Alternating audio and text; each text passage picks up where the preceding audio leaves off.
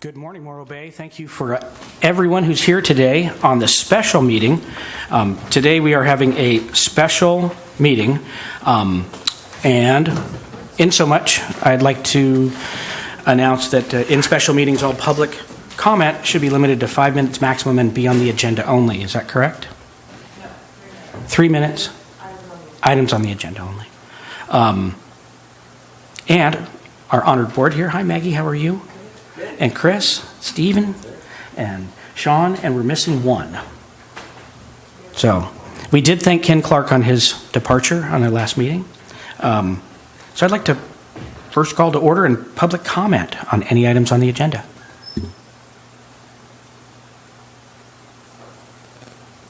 Seeing none, we're going to move on.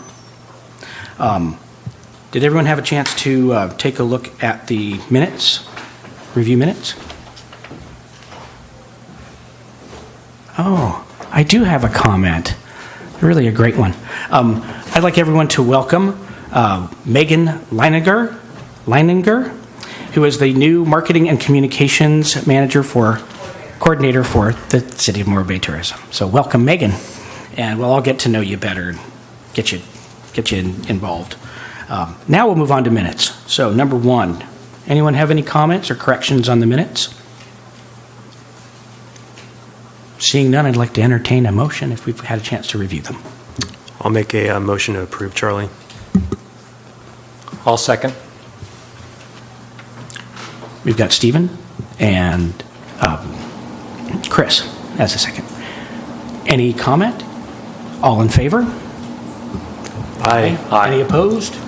I must abstain. I wasn't here. Yeah. I'm abstaining as well. It's not required that you do it if you do, then you don't. It's not a financial, So, there's no financial benefit when you're Oh, okay. If you had a chance to look it over. sure, what the heck? Sure. Okay, well, I'm going to call a vote again. Yep, 5-0. Pass. All Lori, right. that is very thorough of you to note that Ken Clark arrived at 9:04. That's what she does. The July 2018 transient occupancy tax and report year over year. Jennifer. Sure. We've got our report for July, and we sat at 84%, same as last year. Our ADR was slightly down at $159 a night versus $162 last year. Highway 1 did open on the 21st of July, pretty late in the month, so I know talking with owners for August, our numbers sound really strong, and I'm looking forward to see how those look. Can I answer any questions? No? Any questions? Everyone's taking a look.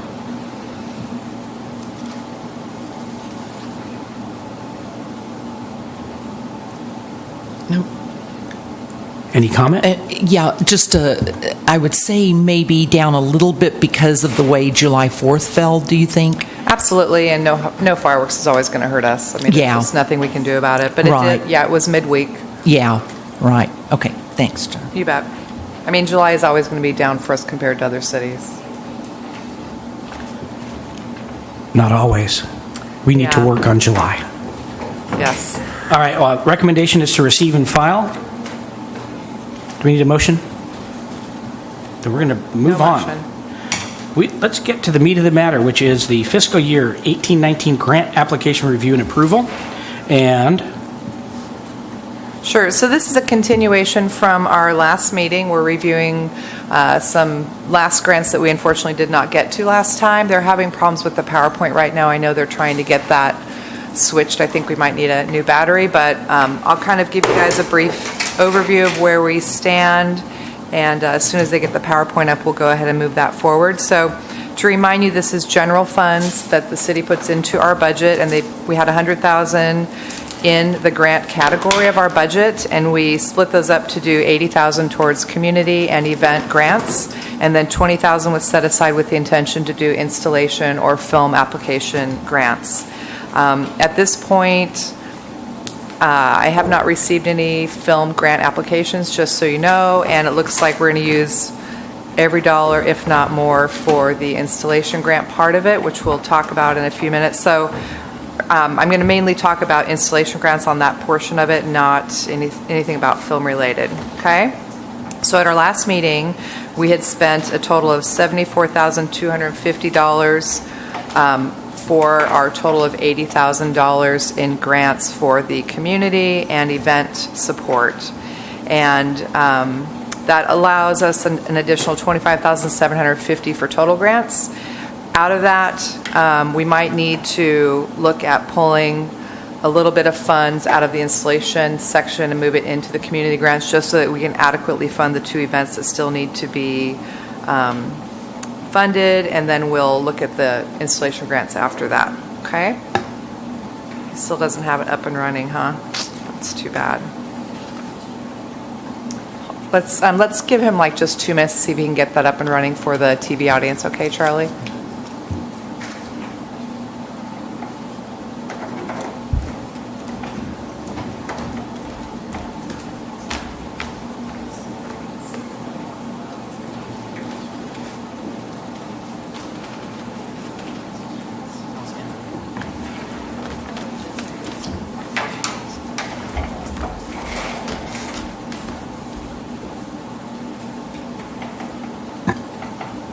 Okay, we are up and running. Yay! So our first one that we are going to talk about is the tall ships. So we have worked a deal for them to come back again this year. They're going to be here for 21 days total, which is fantastic news. I worked with Kevin at Subsea Tours, who normally docks the two ships at his dock. And I spent a lot of time with him. I wanted to make sure that he was okay with us moving them. And actually, he's very happy that we're moving him. It really impacts his business. He has to take his boats and put them on moorings, and it really makes it difficult for him to do business. And so we're going to put them down at the South T Pier. And that's where we had the San Salvador. If you remember when it came in, it was housed at the South T Pier. So great visual when you come down beach. You know, it's very open. You can see the boats, where at the subsea dock, you really cannot see them. So I think we'll have better tourists milling through that area, going on the boats. It also is right at the same time that the Maritime Museum will be opening, which is right there. So I think it's just got a really great synergy down there. And so the port up in Washington has been working direct with our harbor department to ensure that they have enough clearance to put the two boats in there, and how that's all going to lay out. But I'm really thrilled that they're coming back. They do require a $7,000 funding. So what's changed with them is they used to come down on their own, and they just funded it on their own. It was not part of TBID. They just came, showed up. We never kind of knew the dates that they were coming or going, or how long they'd be here. And they're financially in the situation now where they're only going to be going to ports that financially support them from now on. And this happened last year as well. And so we've negotiated $7,000 what they're requesting to bring the two boats. And so this has to be funded at $7,000. There's not an option to go lower on it, and that's why I was mentioning earlier that we might need to move some money out of the installation, because we'll have to see when we get to the installation where we are with the lighting. But for this one and the next grant, they both need to be funded at the amounts that are requested, if you all agree to it. Can I answer any questions about the boats? Yeah, on page 11 of the agenda, there's a financial breakdown of the tall ships, and it looks like they're losing a whole lot more money every year, including a $65,000 loss last year. I guess it's more of a hotelier question. What's the payoff of the tall ships? For us as a destination? Yeah, is there any way to quantify it beyond community activity, heads and beds? What's the general feeling, knowing that the event itself, which is not really our business, that they are losing more and more money every year? If we fund it and they're here, I guess we still gain the benefit. But I just Sure. where we. So they're a historical society, Sean, so unfortunately they're probably always going to lose money. The fact that they're still coming down, I think, is really great. And that's why they are intentionally only going to ports now that are going to financially support them. At the end of last year's, when they left here, they did a survey and they sent it to us, and we did review it at TBID, and they showed how many people came on the boat, whether they were in market or out, and it was mainly travelers. It was not people that were Morro Bay residents for the most part, with the exception of like the midweek school tours that they would do. So it does get really strong patrons that are visitors for us. Quantifying them staying in a hotel, I'm not able to do because we don't track that through. So if we wanted to next year put in place where we pay for tickets or something, we can look at doing that.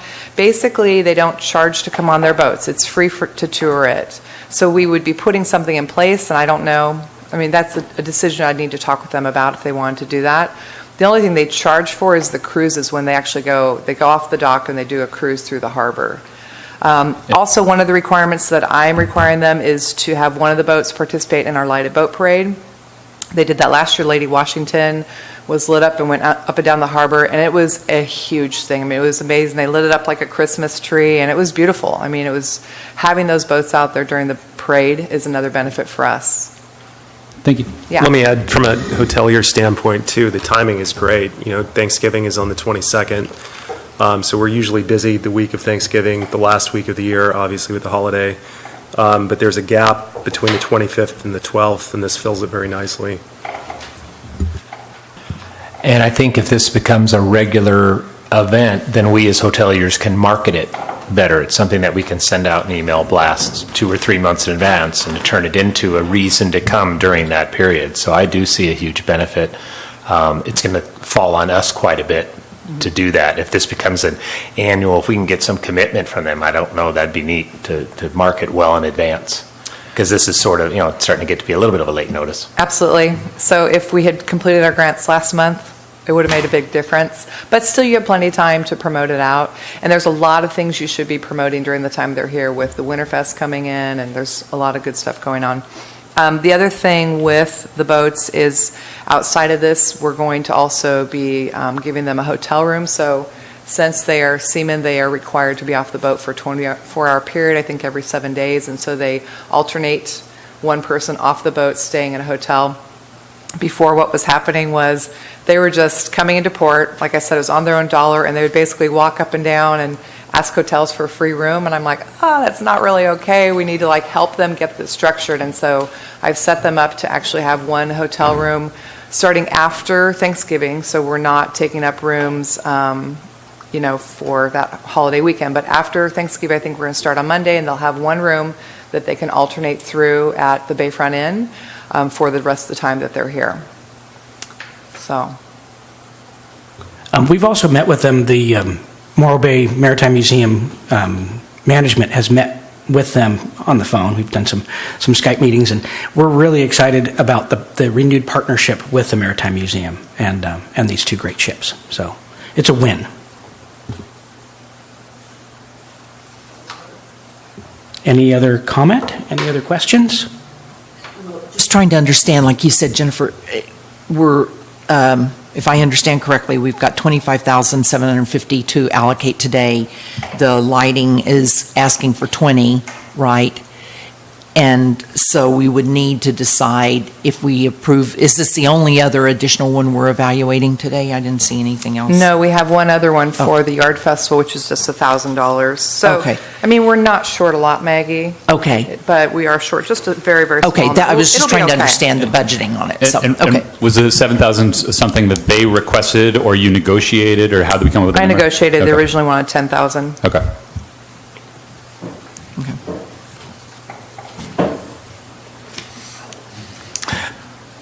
I'll put a motion that we Hold on. approve. Sorry, Chris. Is there any public comment? Seeing none, I'd like to call for a motion. Make a motion that we approve the $7,000 for the, what's their official name? Grace Harbor. Grace Harbor. I second And not that. the 2,000. Got a motion and a second? Calling for a vote. All in favor? Aye. Aye. None opposed. That passes. Moving on to the yard sale. So let's talk about the yard sale. So I'm sure you're all familiar with Morro Bay Beautiful, and they've done this yard sale for many years. So the way that it's always been structured is basically it's a fundraiser for Morro Bay Beautiful. And so they charge $20 to have a yard sign in your yard. and that allows you to be on their official map. And talking with Ann Reisner, what she sees consistently every single year is for every one yard sign that they sell, there's an additional 2 sales in town. So they usually sell 100 signs. There's roughly 300 total sales in town on that weekend every single year. And so she originally came to me and she said, we're done. We're not going to do it. Not going to do the yard sale anymore. We are done with it. She said it's so stressful for their group, and people actually call and want refunds afterwards. Like last year it rained and people wanted their money back. So she was just in a very difficult spot. And so her and the president of the chamber and I spent some time and we talked kind of about the situation. And honestly, from my standpoint, it is not a huge amount of impact on myself or my staff, except for putting together, a solid ad campaign, which we already do for them, to push out to visitors. And so my pitch to you guys is this year I would like this to be funded by TBID, giving Morro Bay Beautiful a $1,000 donation to support what they normally fund to use their name for the citywide annual yard sale. And it'll be free to everybody in town now, which I think is a really good thing. So anybody can set up on that weekend. There's a lot of towns that do this, they have an annual yard sale, like Ferndale does it every year, and it's like a big deal. So that's my pitch to you guys, and if I can answer any questions on it or opinions or thoughts, I'd love to hear them. Can we then still ask them to maintain the map as long as you submit your address by a certain time, and then that's free, and they still do the signs? It just happens to be free, and we still have a formal map, or is it just like free for all? So the map is done by Chamber, and it's going to still continue to be done. I've already talked with Chamber about that. The signs, they usually put them on stakes. We could probably do signs and let people either download them for free, or they can pick them up at the visitor center for free.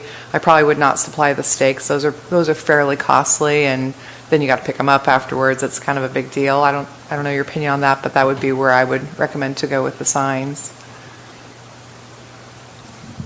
So there'll be no more charge for the people who are actually holding the yard sales? That's right.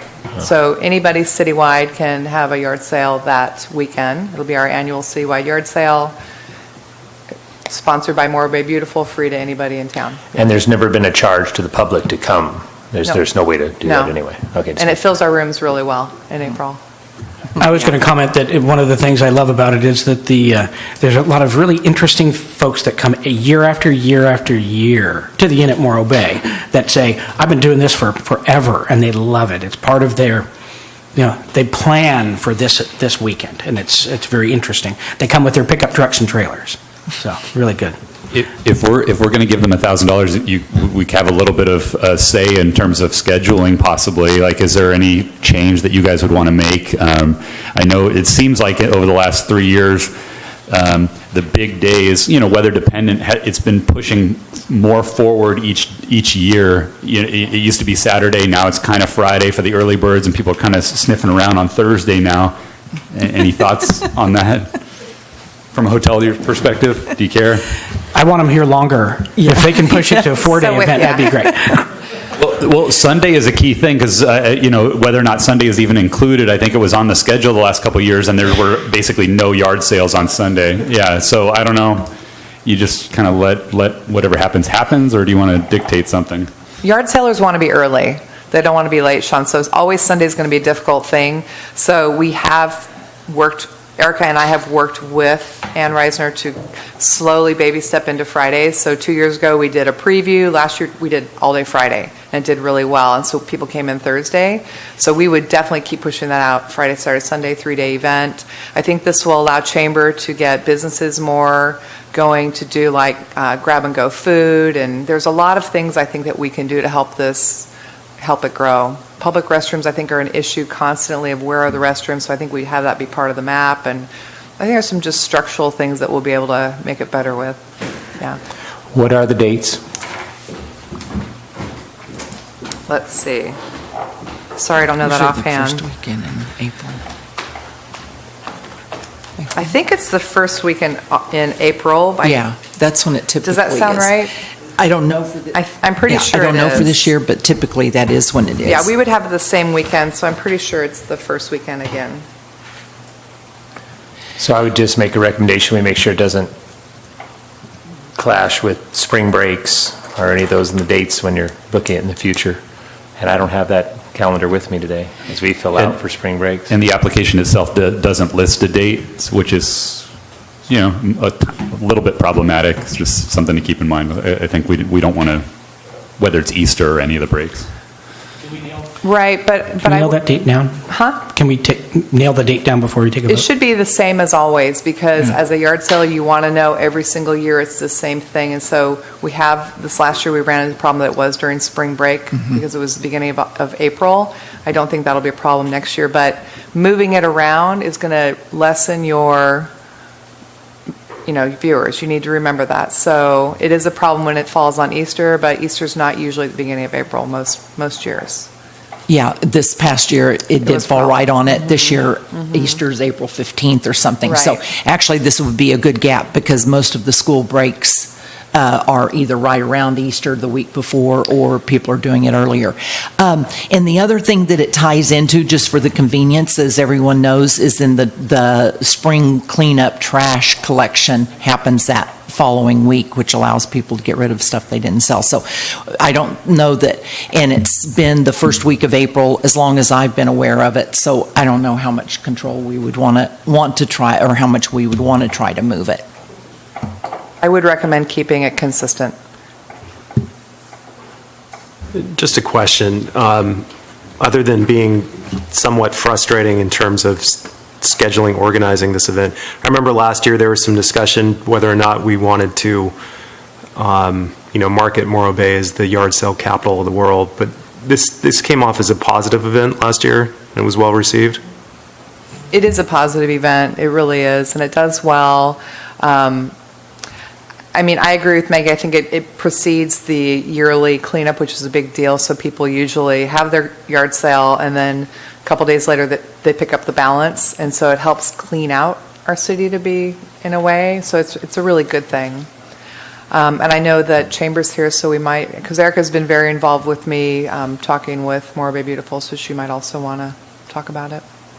I think that the small amount of money goes a long way for this event. So Erica, I don't know if you want to make a public comment about this, but I'm ready to call for a vote. I'm looking for a motion. Public comment out there? No public comment needed. Well, I'll go ahead and make a motion to fund the $1,000 for the Morro Bay Citywide Yard Sale Weekend. I'll second that. Any further discussion? Calling for a vote. All in favor? Aye. Thank you. We are going to work a little bit out of time here and go talk about the roundabout prior to talking about downtown tree light installation. So really quickly, just on a housekeeping note, so we have funded $8,000 out of our total grant money today, so that puts us slightly short on total grants. So this next one is for $1,000.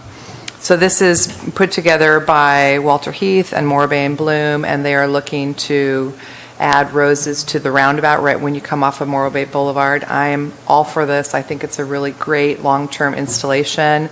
Definitely benefits tourism for Morro Bay. We don't really have a strong entrance there. If there would be anything I could figure out how to add to, it would be to move our Welcome to Morro Bay city sign that sits over in the gas station, get that in the roundabout. I don't know how that works, but I will try to work with Public Works and see. I've talked with city manager about it, and we do want to see how we can move that over. But right now, this is just about putting flowers into that roundabout. Can I answer any questions? Or Can you speak at this time about the budgeting for the lighting, the street lighting, and how, if this is going to be adverse, how big of adverse effect it may have on their budgeting? So the total amount for installations was $20,000. The tree lighting alone was asking for much more than that, so we will have to pare that down no matter what. We've already spent $2,000 for the Franklin Riley Park, plus the roundabout, whatever we determined to do for that. The tree lighting is a long-term thing. I think we need to look at all the trees that they are looking for, and do we do two parts of this? Do we do some this year and some next year? Would be a fine way to look at it. Is there any language in terms of the, when dealing with the installations? In my head, I think long-term and long-term benefit to the city and city tourists in a way that maybe prioritizes that over landscaping.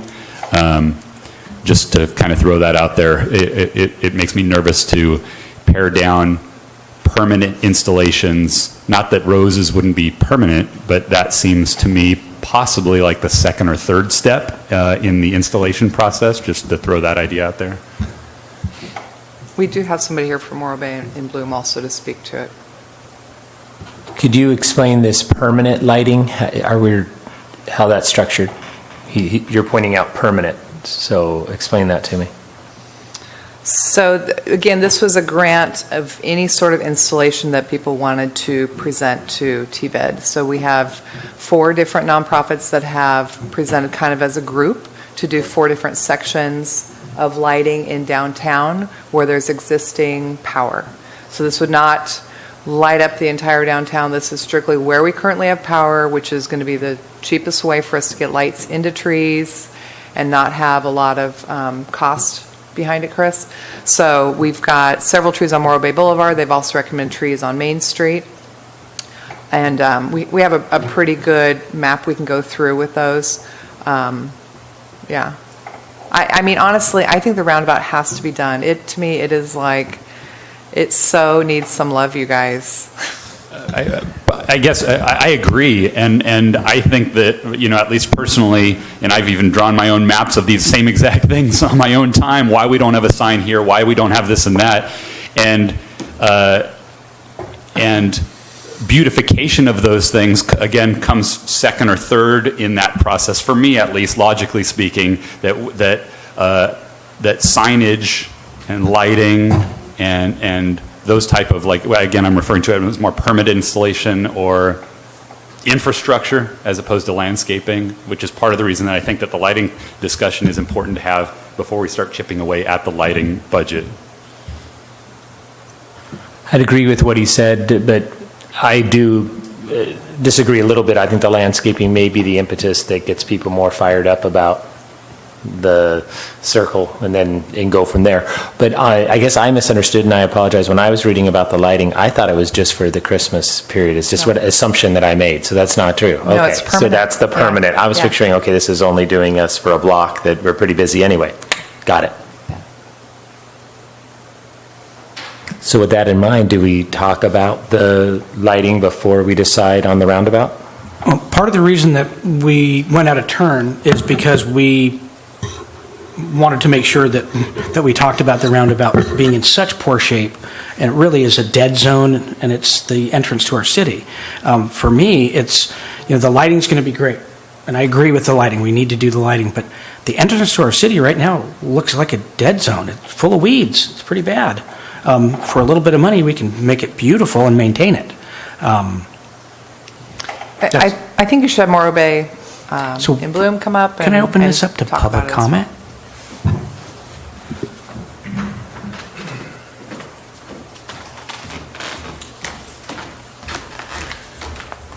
Good morning, everyone. Appreciate your time here. My name is Glenn Silloway. I'm standing in for Walter Heath today because he could not be here due to a pre-scheduled vacation of something. The application in front of you for $954 would cover purchasing bare root roses. All of the other work would be done by Morro Bay and Bloom volunteers. The plan is to put them in the ground at an optimum time about February. And then volunteers would fertilize and water and maintain those until the city can change the existing water supply over to drip. One thing that is on this application, that's missing on this application, is manure. When Walter put this together, and I think he talked to Jen about this, the plan was to have the city deliver a truckload of manure. You need it to get the roses going. The problem is that the city's maintenance staff is so overwhelmed that we can't depend on the timing. And it turns out, in thinking about this, that the timing of getting these things in the ground is critical. It's got to go in at the right time. So, and I'm going against your budget constraints right here, I realize that. But we'd like to increase this by $350, if that's possible, to buy bags of manure. So we can control the timing and put them in at the right time. They would bloom 6 to 9 months a year. The area next to the Sinclair would be almost entirely covered. It would be a beautiful display at the entrance to the city, and would be long-lived. The cultivar we're talking about is called Seafoam. It's a shade of white. It's been around since 1965. This is not an experimental thing we're doing with these. It will survive, and we will maintain it with our person power that we supply every Saturday and Wednesday. So, do you have any questions? Thank you, first off, for offering to do this. So the roses will be watered by hand? In the beginning, yes. There is an existing water supply there, but it's a spray, and we don't want to spray these things. We're going to be doing it by hand until the drip irrigation can be installed. And the group would commit to weeding what it sounds Yes, like? yes. Yeah, whatever. Yeah, the bloomies are a pretty persistent and dependable group. We've maintained a lot of areas around town. If you've ever seen the geraniums down there on the harbor walk, they're beautiful. You'd be amazed at how much time that takes to keep those deadheaded and fertilized. But we do it. So, yeah. Thank you. Yeah. And just so the board knows, I did recommend $1,000, so that does cover the manure, and that was also the subcommittee recommended $1,000. Do you have any type of commitment from the city of when this trip may happen? Not that I know of. Walter may have talked to them, but I'm not familiar with that conversation. In terms of plant selection, how do you guys make your choices? Again, Walter has a source up in the Bay Area of bare root roses, and he probably consulted with somebody there. The objective was to get one that is dependable, long-lived, and blooms a lot. So that probably shaped the decision. I guess part of the reason I asked is, Steve, I know if you're developing your own. Part of the reason I ask is that when you're developing your own, planning commission, they've got a sheet together with local plants and things that fit into the tastes and preferences of the area. Right. Do roses or geraniums fall into that category? I don't think so. You're talking about the list of trees and shrubs that are appropriate for the area? Correct. Yeah, I don't think that this kind of blooming plant is on that list. It may be, but I've never seen it. Okay. I want to thank you also for doing that, and then speaking to the board, it seems to me it's a pretty good value pick. If we're just providing the roses and they're doing all the work, all the maintenance, all the fertilizing, all the weeding, good value for the city, and we thank you for your work. Okay, Any further discussion or comments? thank you. Erica? I just wanted to provide Erica Crawford Chamber, a little bit of context especially with what you said, Sean, about wayfinding signage. The Chamber is working in concert with the city, and we have a project called 4MB that's going on. It's Business Assistance and Outreach. We're convening little working groups in each of our 4 economic centers to talk about wayfinding and branding signage. The Downtown Waterfront Strategic Plan and the Economic Development Strategic Plan talk about gateway signage and kind of gateways into our city. So at the completion of this project in 1 year, the city has $100,000 budgeted for installation of these signs. So the idea is that it's ground up. Businesses who are in these districts every day know what they need, and then the city will install them. But it's going to take a while. So I just want to kind of throw that out there. Maybe we'll talk later. Any further comments or discussion? I just want to be clear, you're saying the $1,000 that you're proposing that we fund does include the manure? Correct. What Walter had actually asked for was $954, and I rounded it up to $1,000 to cover. But he said the manure was like $350. So we're Right. covering a little bit. It's $200. I think we should just round it up to $1,000 and call it good. Well, that means that they're on the hook for $300. No, it doesn't. So that he's asking for $954. If you add $300 to that, it's still under the $1,000 that I'm recommending. So on his No. original ask, his ask included the burnt manure. No. Oh, I'm sorry. I thought he was, I'm wrong. So yeah, it would be slightly over. But I think if we round it to 1,000, I think that would give him enough. I mean, it's close. It's like 250. And especially if we may assist in pushing the city to deliver a truckload Yeah. of manure for free. Yeah. I don't know, but yeah, we can ask. Okay, then I don't make know a if we motion have that we manure. approve the $1,000 for the planting of roses on the entry roundabout. I'll second. And I'd like to call for a vote. Any further comment? All in favor? Aye. Abstentions? Opposed? Nay. There you go. Thank you. Now we can move on to our lighting projects. Yes. So this was a really great installation campaign that came in from different groups. So I put them all together just so you know, because they're all asking for the exact same money. So we'll talk about them as a group and then divide out the different sections of it. So this is the Chamber, Morro Bay and Bloom, Lions and Rotary, and they each went out through the Chamber. Chamber kind of organized them and helped them look at possible vendors here in town and the type of lighting. And in your packet, you'll see samples of the tree lights. You guys see what they look like and how they're proposing to put them in. And they do have some city staff time as well that the city is putting towards this to help install. So my concern is that it's kind of split up. They've got some lights going on Morro Bay Boulevard and some on Main Street.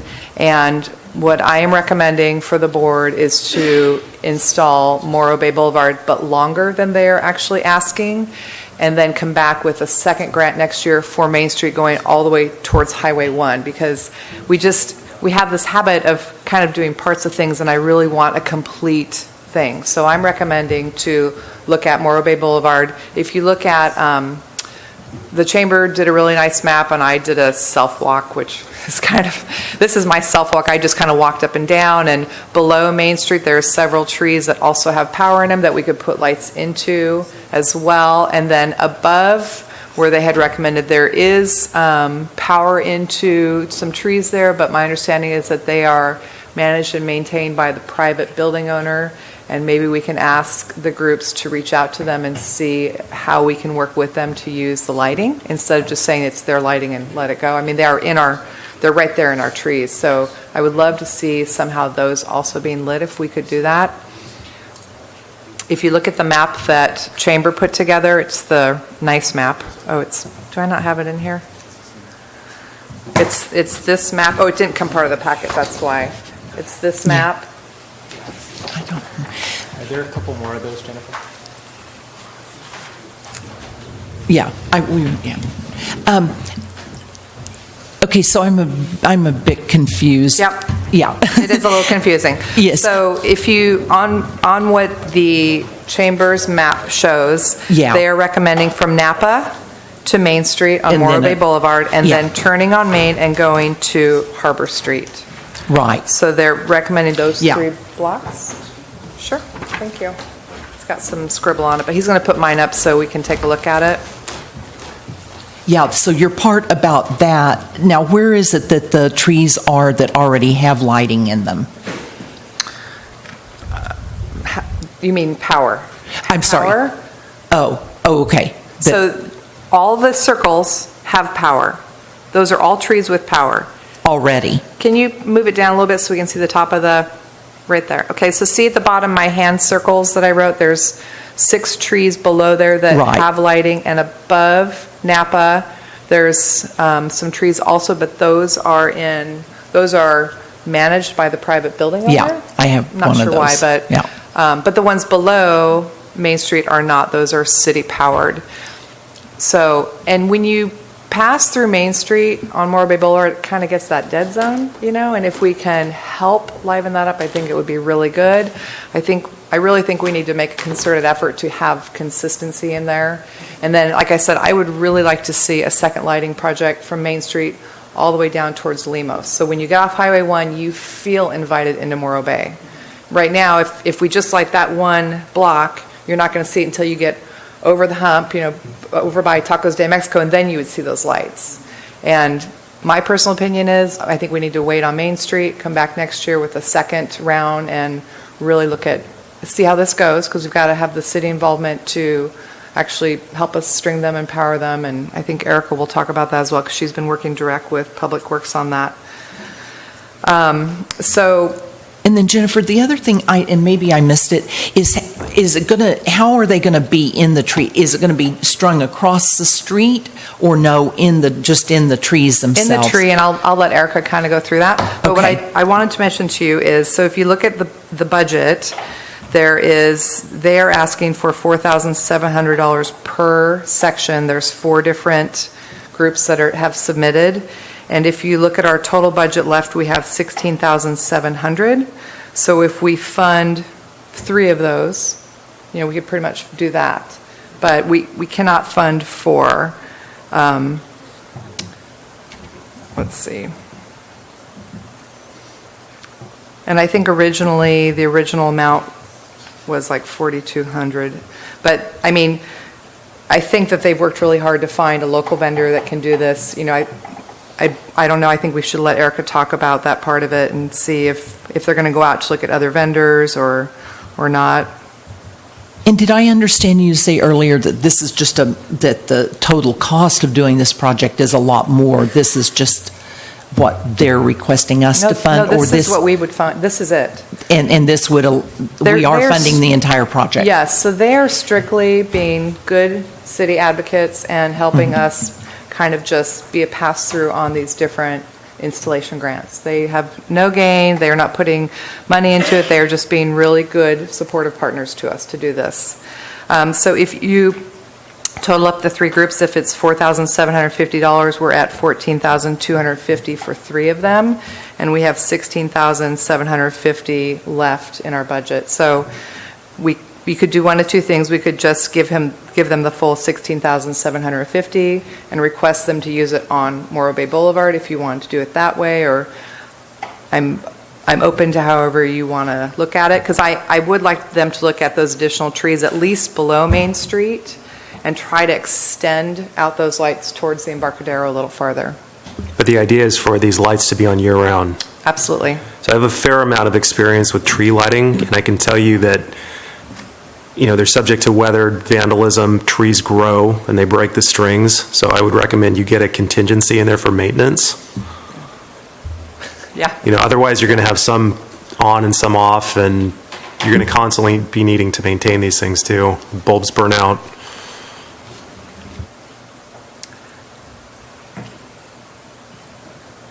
I think you should ask Chamber to come up and let her. I'm going to open the floor to public comment. She's put a lot of effort into this. Erica, thank you. Stephen, I hear you. And I think what we were looking at is to provide and install the lights and to kind of be done there. I don't think any of these 4 organizations are interested in continually maintaining these lights. It's about the way this kind of came to me.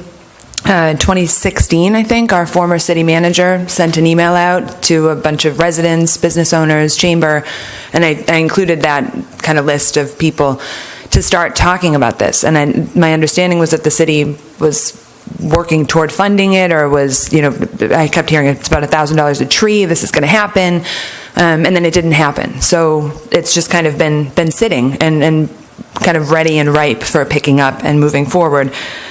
Since then, SlowCal, our county bid, has begun an effort to work with non-assessment funds. They do their own private fundraising and look at destination development. So I think that that's something that also is contextually something to consider with this board. How is the T-bid working in concert with community partners to develop the destination? I'm not standing in front of you telling you that lights is going to, make all of our businesses stay open until 9 p.m. at all. I don't know that that's going to happen. I don't think anybody could say that. But I think that for residents, visitors, having an illuminated downtown, it just adds ambiance. It's welcoming, this kind of thing. I'm not committed to the layout. You know, it's something that was inherited, we all like to say, but it's something that, it was a plan that was already kind of in the works, was my understanding. And to do just more of a boulevard is in concert with the downtown waterfront strategic plan, trying to draw people up from the Embarcadero down and then, you know, kind of coming through. In terms of what I've spoken with city staff, so we did work with the local vendor. That was something that we decided as a kind of a collective. It's us, Lions, Rotary, and Morro Bay and Bloom, who are all kind of looking at this project together. We've met once, Jude, right? I think we did a quick, hey, let's gonna get together, but we really just wanted to have a conversation with you about this project. I have talked to city manager, public works director. Public works director feels maybe this is a job better suited for an arborist over an electrician, because it's hanging work into trees and not much electric work. But at the same breath, I've been told that there will be some minor electric work needed, and maybe moving electric boxes up into the tree so that they're not on the ground, subject to getting wet, things like that. So it is a big undertaking. It's a big conversation for us to have. So that's what I'm trying to have us do. Yeah. You know, we're at the chamber, I think we're big fans of not putting plans on shelves, you know. So this is something that had been there, and we don't want to lose it. It's momentum we can build on. That's great, thank you. Sure. I think it's a wonderful idea. I just Yeah. think there should be a maintenance fund set up. Yeah. So when these things do burn out or go out, they can be replaced and you don't have, you know, gaps in the lighting going down. In the last 2 months, as we've been discussing this, I have heard that this will be pitched up to city council for a conversation as well. So I think we're having a preliminary conversation, and that decisions are going to be made. Council will have to approve these, yeah. Yeah. This, but probably full-blown RFP, no? No, No? Okay. this is part of our budget. So the only thing it has to go to city council for is because my budget clearly states event grants, and so I need council's approval to split it into installation. It sounds like a great project, something that would be wonderful for that area.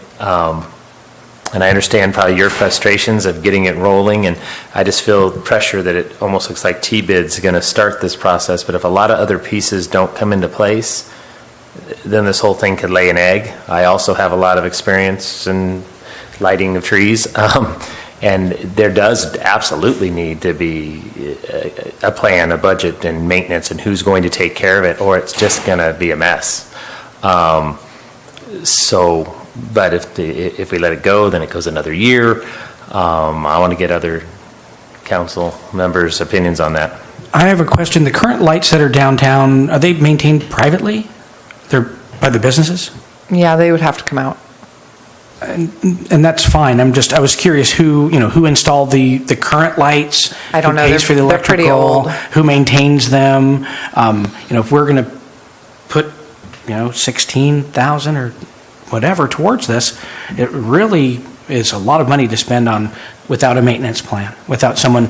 Are we going to donate and give these to the city? Is that the plan? It's like, we're doing this great installation, now here you go, city, this is yours, help us. So let's back up a minute and kind of talk about how this all came about and remind you guys of why this has all kind of transpired. So when we were doing our budget several months ago, council specifically asked, with the general fund amounts that come into our budget, would T-Bid rather see some of this money go towards permanent improvements in the city that would benefit tourism, is how they asked. So I sent out a survey to the hotels. I got actually pretty good response.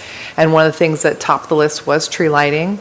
The other thing that topped the list was new flags, which I did not get an application for. So we are in line with one of the things that the hoteliers were interested in doing. This is something that I think is really important for us to show City Council that we heard that they want us to look at, just besides events that are one day slam and they come and they go. What do we want to see happen to the city that would help tourism grow, help our city, help our residents, everybody, but help tourism as a whole on a long-term basis? If we did fund just 3 of these, so not the one on Main Street, then there would be still like $2,000 left. We could assign that to maintenance for the year if we felt we needed that, or maybe we assign that for later in the year maintenance on it. I mean, we have that ability. We do have a little bit of extra funds in there if we don't fund the Main Street lights and we only fund those. Or we could, like I said, fund all that money on Morro Bay Boulevard, which would help us get some additional lights down below Main Street. And then we can put in our request to council that we would like city to maintain the lights on a regular basis. I mean, you guys can make that recommendation to council. Being new to this board, if we made that and the city said, no, we're not going to do that, then are the funds just rescinded and put back? What happens to those funds? I don't think that's going to happen. I mean, this came from them looking for, us to look outside of just events. I mean, that's where this all started. So, I mean, they might want to see it look a little differently, the trees or where the trees are, but I'm sure that they will be thrilled to see that we're looking outside of just daily events on how to better Morro Bay. So I'm of the opinion that the infrastructure installs, if we can get this to be a regular small portion of T-bid fund usage, I think that's a great thing for hoteliers, for the city, for the council. Everyone is happy, I think, at the end of the day, long term, when that happens and it's done well. I'm a little bit nervous that we're starting to already choose which sections of street where we want to light in our recommendation to council, as opposed to like we're generally okay with $15,000 or $20,000 towards the tree lighting. In terms of planning and providing a recommendation, do we need to consult with planning or public works or tastes and preferences of the city, or do we just say, all right, here are the two blocks that we are, like, how detailed do we need to be and how open-ended should we be? I think we need to be detailed as far as what streets we'd like to see lighting on. There's only specific trees that have power, and so we're stuck with wherever there's power, unfortunately. So there's like two spots that have power and no trees.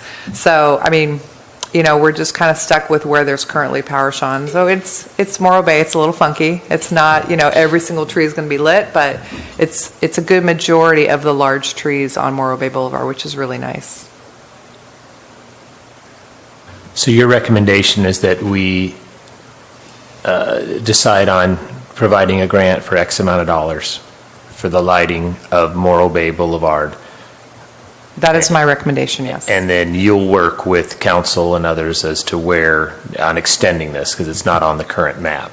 So then you work on that, and then perhaps we do put a maintenance in there, or we don't put a maintenance in, and we just hope the city grabs on and takes care of maintenance. I think we should make a recommendation for city to maintain the lights.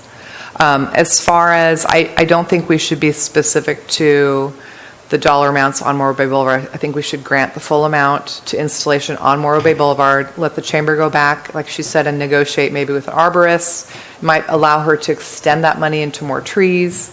So there is some work to do on their side as well to see.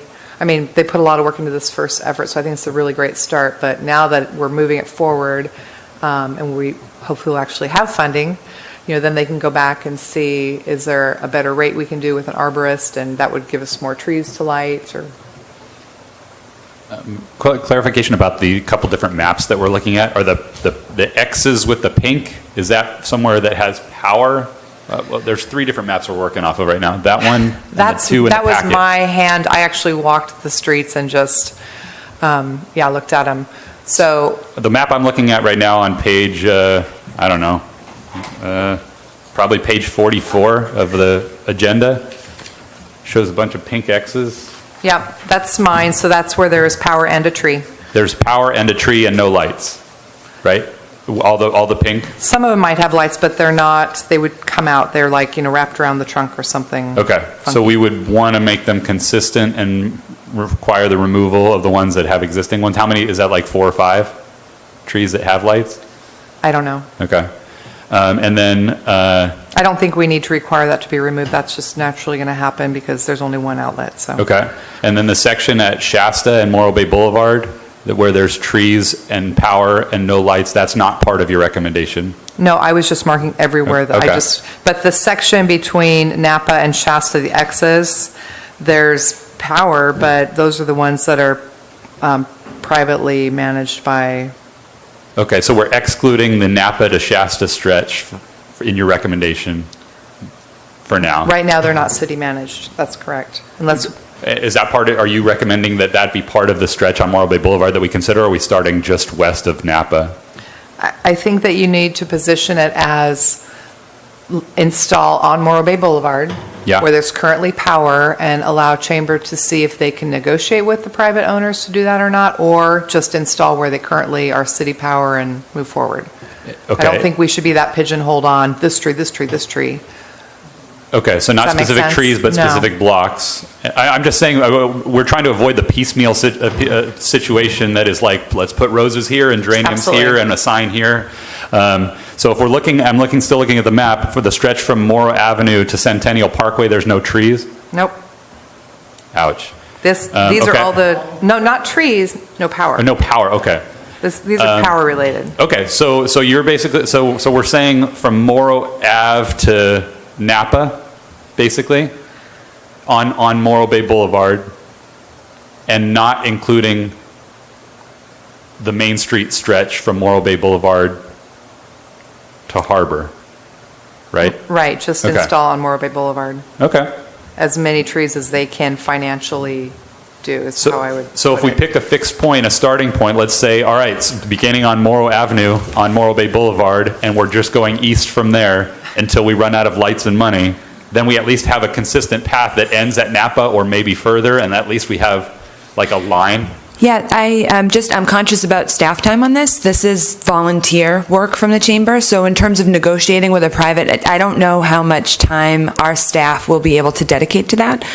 So I would feel more confident working Napa down, because this is, if I can get a volunteer committee going and things like that, but that also takes staff time. So, and I don't mean to sound like, No, I agree. but this is a volunteer effort. This is an economic development effort that we are kind of putting out. Yeah. But we're a membership-driven organization. I need to make sure that I'm working for our members, which we have quite a few of, also on Main Street between Morro Bay Boulevard and Harbor. So we want to make sure that we are spending our time wisely and effectively. And I do have Jude here also from Rotary, and I know that she's also an applicant, so I'd love to be able to invite her up. Come on up.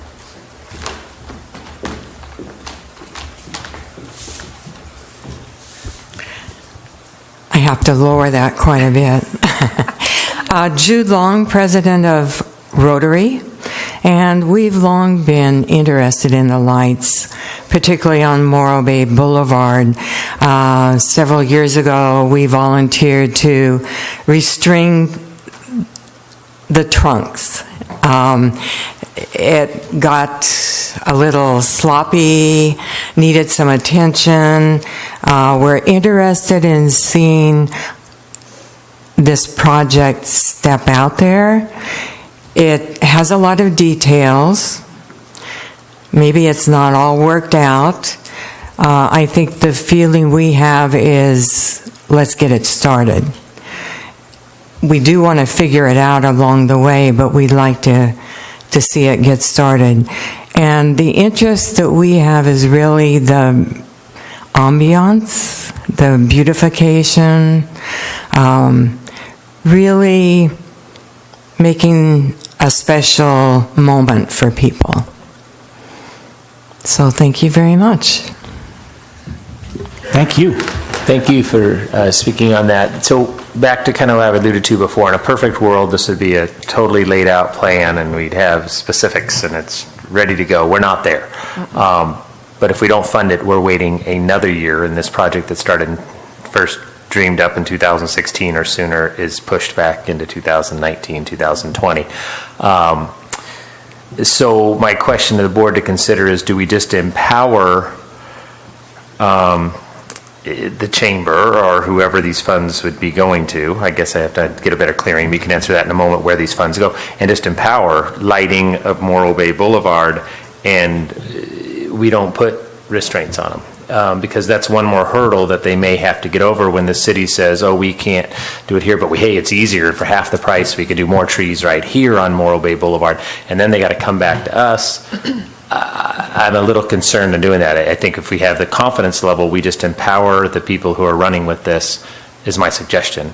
And just hope that they get through all the hurdles, because I know it's not just you. There's a lot of hurdles you have to get through on this. And I totally agree with that, Chris. I think it's a great way to do it.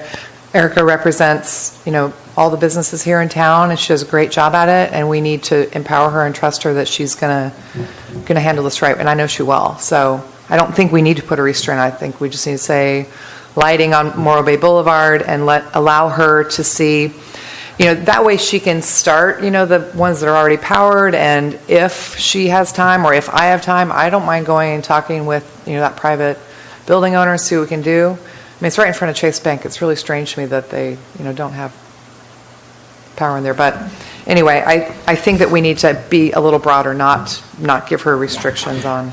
And another plus on that, damage control. If this project does fizzle and not materialize because of city hurdles or whatever they may be, at least the effort was put forth by TBID. It was like, hey, maybe this is why we fund one day and weekend events, because when we fund larger scale things, so that's another possibility. I agree, and it shows council that we are making an effective change, which they requested. I think it shows great resource from the board that we're doing that.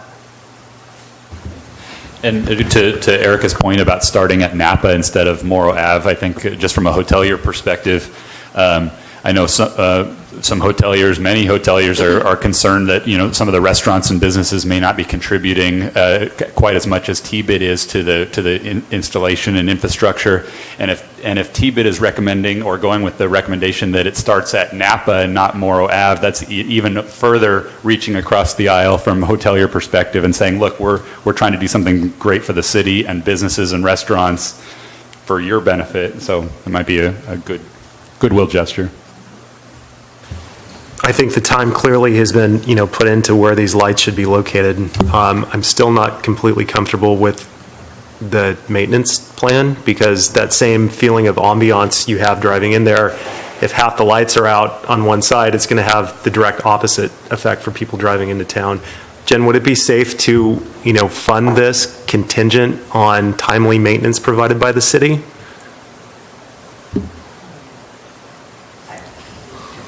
I don't know, because that was not part of the original grant, Stephen, so I would say no.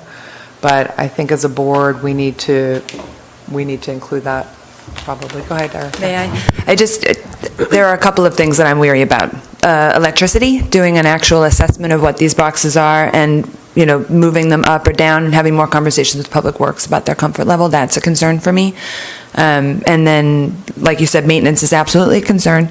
Materials, I think, is going to be the lowest, and then labor, I think, is going to be a significant cost. So we don't have a clear picture of what the cost per tree is actually going to be. So this is work that needs to be done.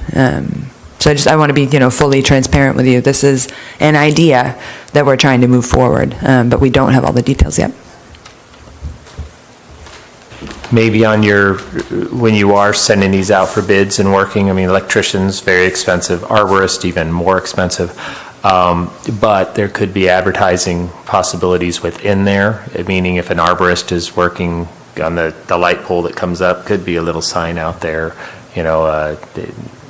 installation by ABC Arborist or maintained by an arborist may even want to maintain it. And there might be opportunities like that, you as a marketing chief. Sure. There are sponsorship opportunities in this. And, Jen said that I represent all businesses. I actually represent about 320 members of the chamber. But we work toward, our organization is the voice of business. So, we work in concert with people whether they're chamber members or not. Any further discussion? Any other questions? I think we all like it. Now I'm going to entertain a motion. I guess I know, Charlie, I do have, just to be clear, like you had suggested early in the conversation, Jennifer, that we could decide to fund 3 of these and not the 4th one. I would hate to do that. I don't know which of these organizations is more or less worthy or would be able to come up with their own funding. So could we take the approach that we take what we have left and distribute it evenly across all of those? Of course. Okay. Just specific to where you want them to use it. Okay. And who's going to coordinate these funds? The chamber's going to coordinate the funds through these other entities? Give me an understanding of the flow of funds here.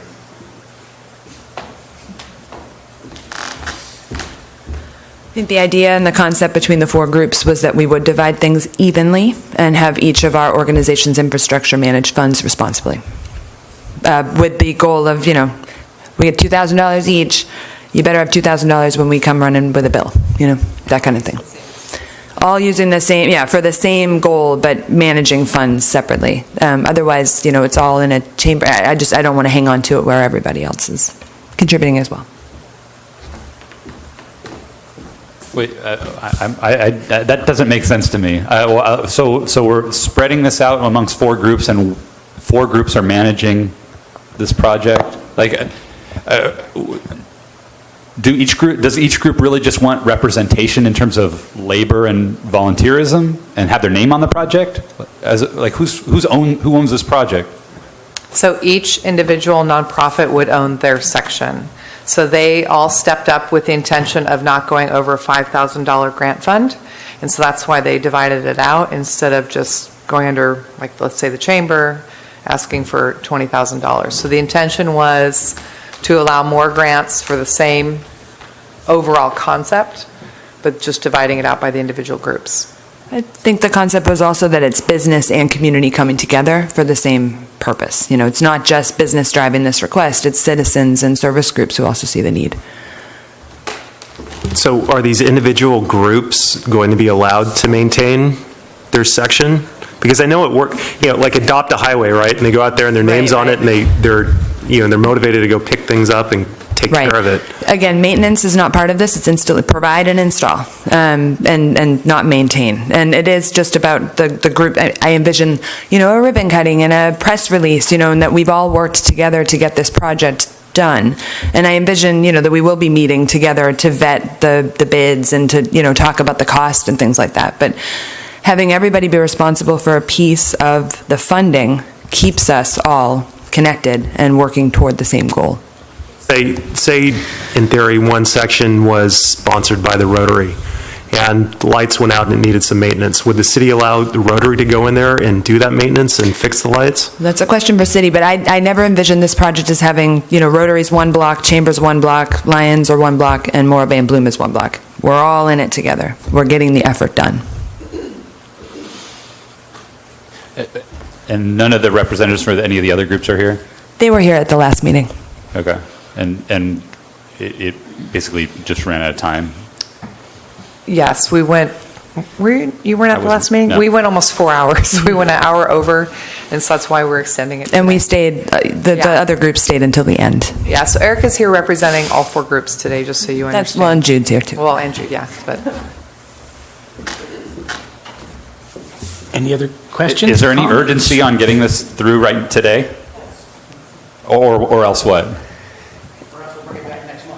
Why, I don't understand why you're pausing on it, to be honest, Sean. So, to me, this is an agenda. It's about ownership and management. It's $17,000 for a project that could go so many different ways, and I totally support it in theory. It just seems underdeveloped. Can I ask a question, Erica? Are you the project manager? Is there one person who's going to be in charge of this for the four groups that we can go to? And I think it's you. I think by default it becomes me because I'm the only person who's paid staff member of any of these organizations. So I think by default that's how it goes. But have I, been empowered to do that by my board of directors? No.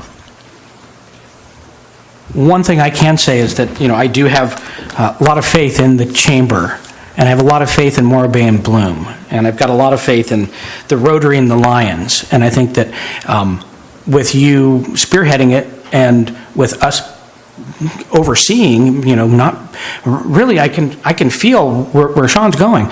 We want to make sure that this isn't done haphazardly by four groups. We want to see combined coordination, and with Erica working that, and with these four groups together, I think that we've got a real plan in progress to light up.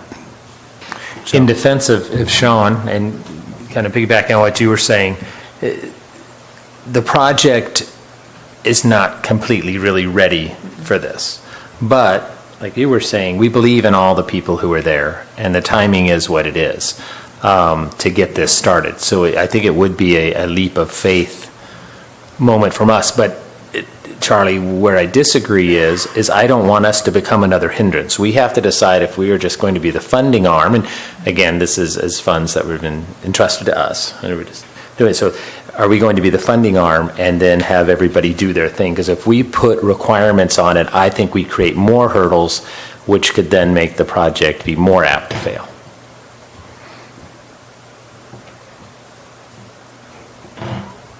I think you should make a motion to fund it with the request for city to maintain it, is what I would recommend. That way you're making a motion for the financial part of it, you're including the recommendation on managing it and maintaining it. And it'll go to council from there, and then possibly by then we'll have additional, no? Oh, no, can I keep getting up? I'm sorry.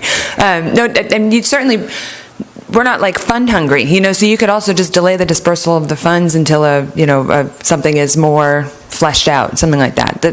We're not doing this for the money, it's the effort, and we want to make sure we get it right. And it does need council approval, so this is just your recommendation to council right now. Jen, again, what's the total left over? 16,000? $16,750. Thank you. I'd attempt to make a motion, and I understand if it's not right, and it can be declined, and then we can go at it again, because there's a lot of factors in here, so I'm going to give it a shot. I make a motion that we fund the lighting of Morro Bay Boulevard for the amount of $16,750 with the request for the city to maintain these lights in the trees. Do we hear a second? I'll second that. Any further comment? Seeing none, I'd like to call for a vote. All in favor? Aye. Aye. Any opposed? Any abstentions? Excellent. Thank you so much. Let there be lights. I appreciate you guys working through that, I really do. Yes, Anything further? not from me. Calling for any future agenda items? Seeing none, I'd like to thank everybody and call this meeting to a close. Meeting adjourned at 10:14. Thank you all.